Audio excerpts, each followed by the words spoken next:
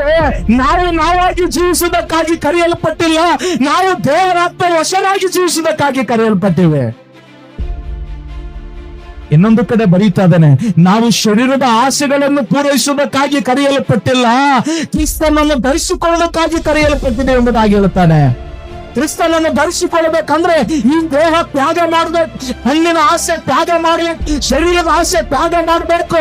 ಈ ಲೋಕದ ಆಸೆಗಳನ್ನು ಪರಿಪೂರ್ಣವಾಗಿ ತ್ಯಾಗ ಮಾಡಿ ಜೀವಿಸಿದಾಗ ಮಾತ್ರ ನಾವು ದೇವರಿಗೆ ಪ್ರಿಯರು, ಮಾನ್ಯರು, ಬೇಕಾದವರು ಆಗ್ತೀವಿ. ಪ್ರೀತಿಯ ಜನರು, ಇನ್ನು ನಮ್ಮ ಜೀವನದಲ್ಲಿ ಅಳವಡಿಸಿಕೊಳ್ಳಬೇಕು ನಾವು. ಆಫ್ಟರ್ ದ ರಿಸಲ್ಟ್ ಶೇಟ್ರಲ್ಲಿ ಏನ್ ಹೇಳ್ತಾನೆ ಅಂದ್ರೆ, the Peter Isaac is going to be changed.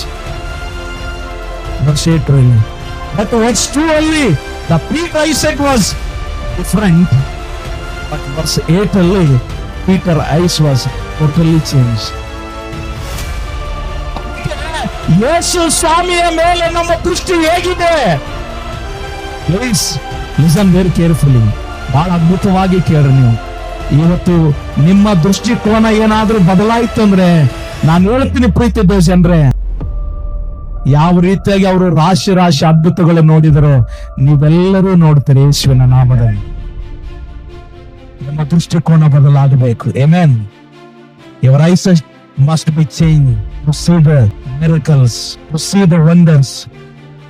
So ಅದಕ್ಕೋಸ್ಕರವಾಗಿ ವಚನ 8ರಲ್ಲಿ ನೋಡ್ರಿ, ಎಲ್ಲಿ ಭಯಂಕರ ಘೋರವಾದ ಸೋಲು ಅನುಭವಿಸಿದ್ರು ಅಲ್ಲಿಯೇ ಬಿರುಗಾಳಿ ರೀತಿಯಲ್ಲಿ ದೇವರು ಒಂದು ದೊಡ್ಡ ಜಯವನ್ನು ತಂದನಂತೆ. ಪ್ರಿಯರೇ, ವಾಟ್ ಎ ಬ್ಯೂಟಿಫುಲ್ ಸ್ಟೇಟ್ಮೆಂಟ್. ಎಲ್ಲಿ ಭಯಂಕರವಾದಂತ ಸೋಲು ಅನುಭವಿಸಿದ್ರು ಅವರು, ಅಲ್ಲಿಯೇ ದೇವರು ಒಂದು ಬಿರುಗಾಳಿ ರೀತಿಯಲ್ಲಿ ಅದ್ಭುತವನ್ನು ಎಬ್ಬಿಸಿದ ಅವರ ಜೀವಿತದಲ್ಲಿ.